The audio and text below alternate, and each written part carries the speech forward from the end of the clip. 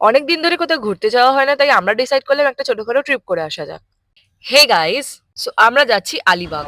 তাই আমরা সবাই মিলে রওনা দিয়ে দিলাম আলিবাগের জন্য। আমরা চাইছিলাম বাই রোড অ্যাভয়েড করতে, সো আমরা ডিসাইড করলাম শিপে যাব। আরিয়া ইধর দেখো। দেখলি দেখলি ইধর ইধর and our decision was not bad. আর হ্যাঁ, আমাদের সাথে এই ক্ষুদে সদস্যটাও ছিল। ও কিন্তু বিশাল কিউট। বাই শিপে কিন্তু ১ ঘন্টা লাগে বম্বে থেকে আলিবাগের জন্য। পার পারসন কিন্তু 700 করে কস্ট পড়েছে। আর যেহেতু আমাদের সাথে 4 হুইলার ছিল তাই একটু বেশি। কিন্তু যাই হোক, ৭০০ টাকা নিলেও এটা কিন্তু রিয়েলি ওর্থ ইট। কারণটা তোমরা দেখতেই পাচ্ছ ভিডিওতে। এত সুন্দর একটা ভিউ মিস করলে তো খুবই খারাপ লাগে। আমি সমুদ্র পাগল মানুষ, তাই আমার কাছে এটা।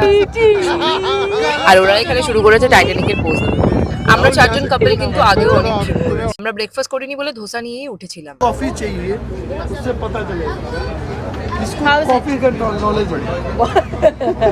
आप किधर जा रहे हो? मैं जा रहा हूँ अलीबाग तो उनकी पत्नी से पूछो कितना पैसे वैसे तो मुझे उस आइलैंड पे जाना है उस वाले ঘুরতে যাবো আর বাঙালির খাওয়া দাওয়া থাকবে না তা কখনো হবে না। ভালো খাওয়া দাওয়া, সুন্দর ভিউ দেখতে দেখতে আমরা ১ ঘন্টা কাটিয়ে দিলাম। আর তার সাথে সাথে শুরু হয়েছে কায়রা শয়তানি। শিপ থেকে নেমে আমাদের রিসর্টের ডিস্টেন্স ছিল ১ ঘন্টার।